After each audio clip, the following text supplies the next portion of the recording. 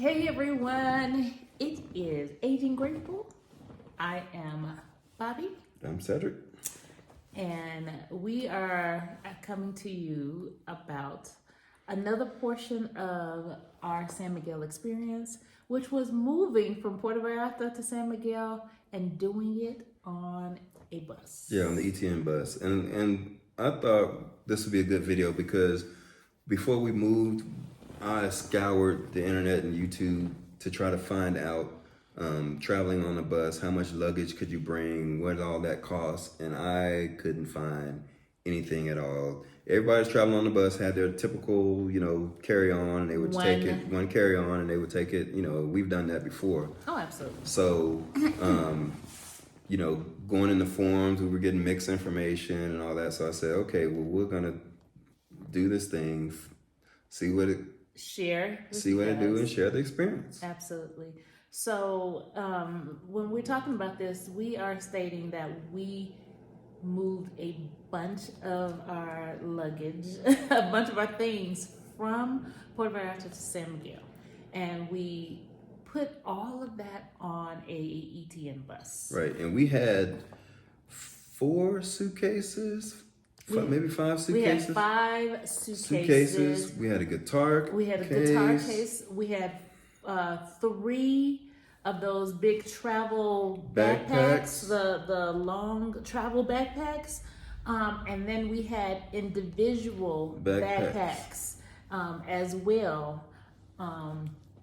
And that was an interesting. Yes. That was interesting. So, like you were saying, we scoured to try and find information, not necessarily about the bus ride, because bus rides you're gonna find that on YouTube. Yes. The thing that we could not find was details on about how much luggage. Like, we knew that they say each person could have, and it's on ETN's website or on these bus rides, what you can carry as a individual person. And I think it was around 33 to 35 kilos per person was how much weight that you can carry without being charged. What we were trying to figure out is what is the cost for over that amount, because they didn't say you couldn't bring anything over. They're just saying that you wouldn't be charged for having that amount of luggage, right, per person. That's included with your bus ticket. Right.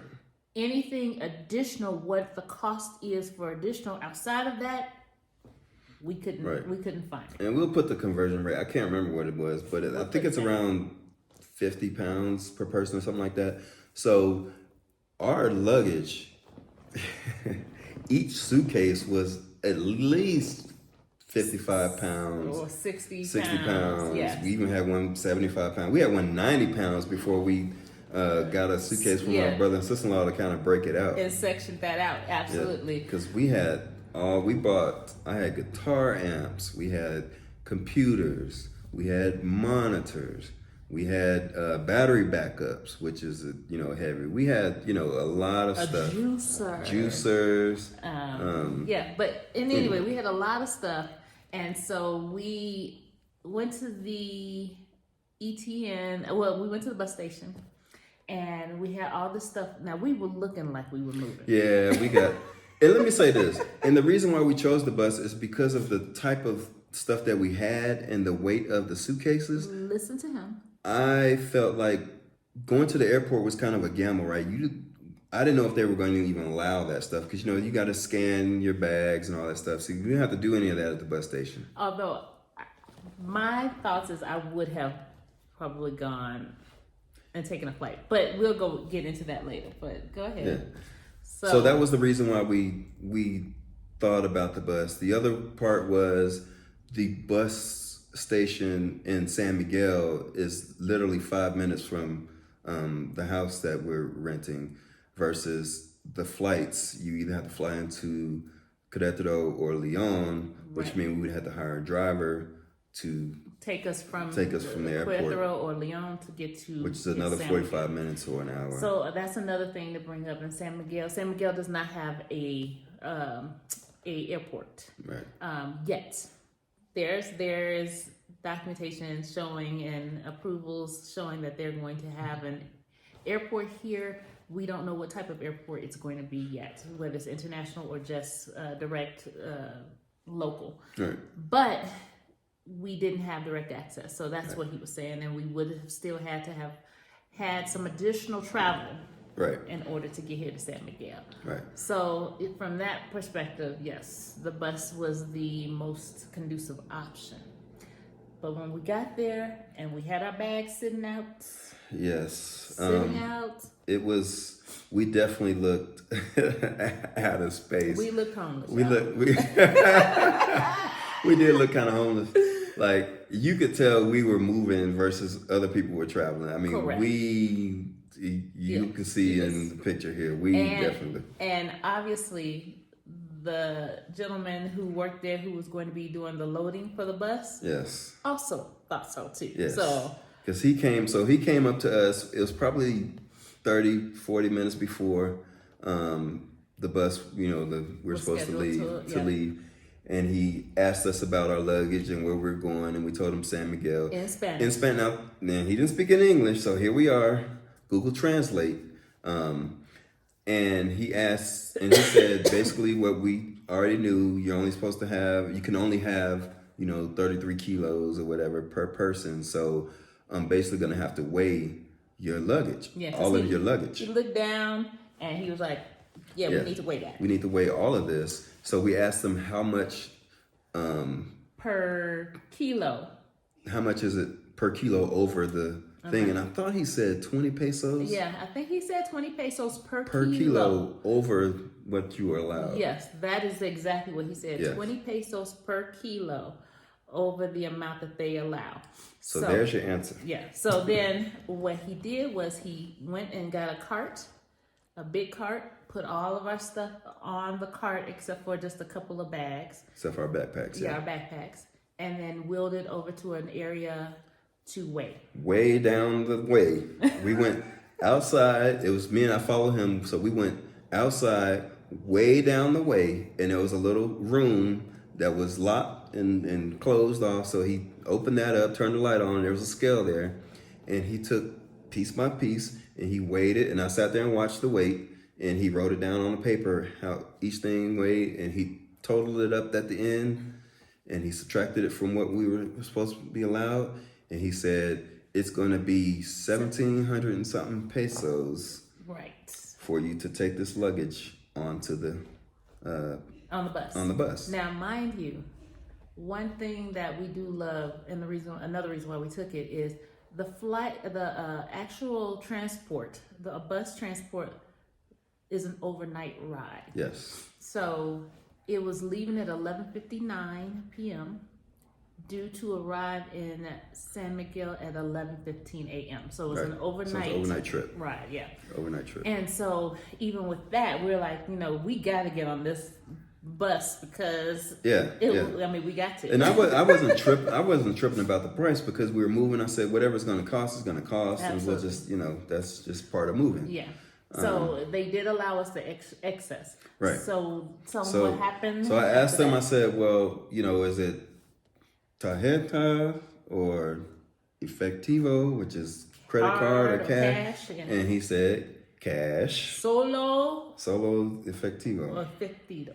So that means it's cash only, boo. So make sure that you got some cash on you. You have some, when you're on the bus, just make sure you have some cash on you. It's good to practice to have some cash on you anyway. Right. But make sure that you guys have cash. Plenty of it. Yes. When you're getting ready to go on the bus. So I told him, I said, well, my wife has the cash and I got to go get the cash. And then I said, do I pay up at the ticket counter or do I pay you? And he said, no, you pay me. So I'm like, okay. I kind of see where this is going, right? This is not uncommon for Mexico or for a lot of places for that matter. Please know that this is not uncommon. Because I've been in the States in the airport where, if you try to get the people outside to check your luggage or whatever. I remember being in Arkansas and I checked the luggage outside and I got ready to leave. And then the guy was like, well, we don't, he told me straight up, like, we don't carry luggage in there for free. So I'm like, oh, okay, well, excuse me. But anyway, so I got ready to go get the cash, and he said, okay, I got it. And now take now, don't remember, this is all in Spanish over Google Translate. Correct. And what I've noticed is that people don't really talk over Google Translate, they text. And I think a lot of that is Google be tripping sometime when, you know, you're trying to do it, it doesn't pick all your voice, so people get frustrated. So it's kind of easier just to type what it is you want to say. Correct. So he was typing first. So he was typing. This is unusual. Usually it's us who are pulling out our phones for Google Translate. No. He immediately started with the Google Translate himself, texting and telling us or showing us what he was trying to say in English. So we're still doing this the whole time. Well, I don't say the whole time. Some stuff I couldn't understand, but the stuff I couldn't understand, we were doing that. So he basically said, he came back and he said, you know, un momento, and then he typed something and he showed it to me. He said, I can hook you up if you want. He said, just give me 1,100 pesos, and he said 600 for me, and then I'll give the other 500 to the bus driver. And I was like, okay. And then he reached out his hand and gave me a fist bump. So I was like, cool. So I go get the money from her, come back, and I gave him the 600, and I thought he was telling me to give him 600 and then me to give the 500 to the bus driver, and he was sitting there like, where's the other 500? So I said, oh, it's 500. He said, no, I'll give it to the bus driver, right? So obviously they got a system that they work out all the time. So what he did, I gave him the money. And he did what he did. He took all that luggage down the thing, and we sat there and watched them, you know, from the inside. We went back inside, and he tagged each thing, and he put it on the bus, and he put it all in a little section, he put it on the bus, and he came back and gave us all the tags, and he basically said, you know, we were good. Now he did mention that our backpacks, he said you can only have one. In the beginning he said you can only have one carry-on, and just like a plane, right? One backpack, one carry-on. So we already had, technically wasn't supposed to carry our big travel backpacks and then our other backpacks. But he let us. Or they let us. So basically what it boiled down to was when we got up to check in, our luggage was already checked in, so we didn't have to go this back and forth with checking in luggage. We just got back. We got on the bus with the rest of the stuff that we had. Yeah, so I had my backpack and I kind of looked at him and he gave me the thumbs up to go ahead and get on the bus. So we went ahead and got on the bus at that point. Absolutely. So that's pretty much how that worked. And what I did was at each stop, I got out and now you don't have to do this. And not saying anything was going to happen or wrong. It's the U.S. mentality in us to make sure that we check everything. You know, B still has some wisdom about you. Yes, and because we had a lot of valuable stuff in our suitcases, so each stop I would get out. I would stretch my legs, but I wanted to make sure nobody was taking our stuff off the bus. But they were very thorough. They would check the person's ticket.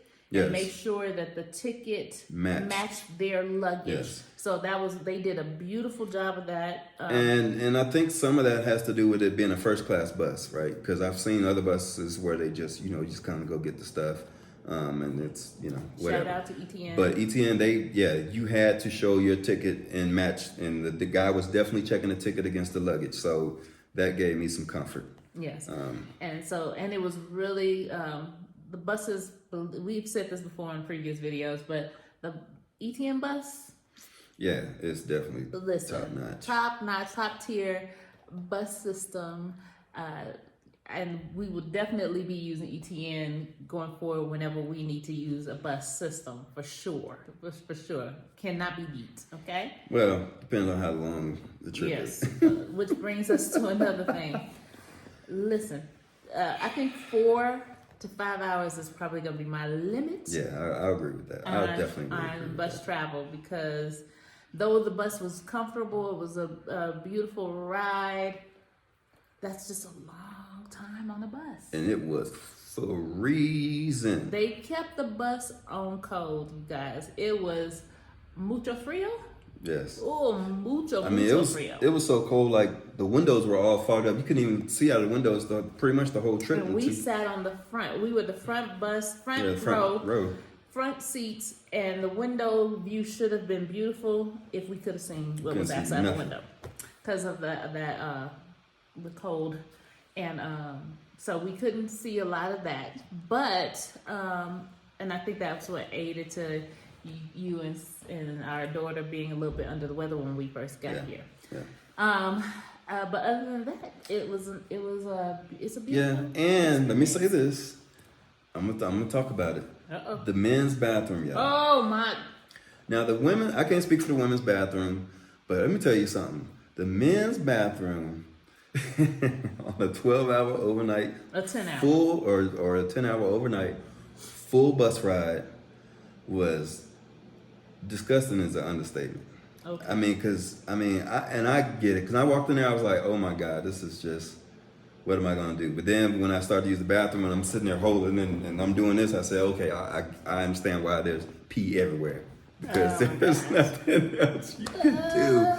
So, yeah, it made a porta potty look clean. So it wasn't like that on the women's side. So just so I'm letting you guys know, the experience for the women's side was good.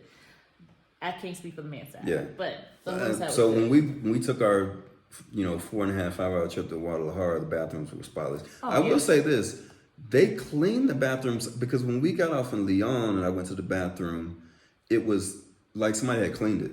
So I don't know when they did it, because I did get off the bus for a while, because there was a lot of people getting off in Leon, so there was a lot of luggage.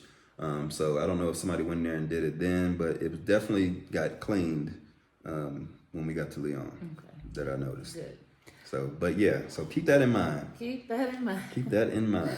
Keep your water drinking your liquids to a minimum. To and your food. Bare minimum. Oh yeah, definitely. If you gonna do if y'all got to do. And you don't have time at these stops to get off and go inside the building. Absolutely. These are quick, just on and off stops. Which is what I love. I love that it's because you're trying to really get to your destination, right? So no need to spend extra time. And when they say they gonna be leaving, they are leaving. So they only stop in time for the people to get off and get their luggage and the other people to get on. That's it. And that's all that you get. is it. And so but other than that, our experience was really good. We wanted to share this information with you guys because, again, it was something that we didn't know. Yeah. Or we were trying to search for it. So you guys know that there is the ability to bring extra stuff on these buses, and potential costs might be, so you can plan accordingly. And that's for luggage, because you can. I hear a lot of time people take the bus to different places and they buy furniture and things like that. So there is a cargo charge. That's a whole different charge, which we don't know about. Which I have no idea what it is, but it's not the same as luggage. So just keep that in mind, that we're talking about luggage, not cargo. Right, correct. So with that. But you did mention that if we had to do it all over again, that you would fly versus. You would take a chance on the airport? I would absolutely 1,000% fly. No disrespect. Again, I said if it's a 4 or 5 hour bus ride, I'm good. Anything more than that, we flying, and I don't care what it's going to cost me to be able to take my stuff and put it into the plane on the plane and get on. Because from Puerto Vallarta to from Puerto Vallarta to Querétaro is about an hour flight. Yes. Up and down. And then from Querétaro to San Miguel is about another hour 15-minute ride at the most. Yeah. So that meant that we could have actually been in San Miguel in probably about 3 or 4 hours. Yes. And that's even with waiting on luggage and stuff like that and hiring a driver. We could have been here in 3 or 4 hours opposed to the 10 hours. And beat the cold and things like that we were dealing with. So for me, you live and learn, and I totally 100% agree with you on that.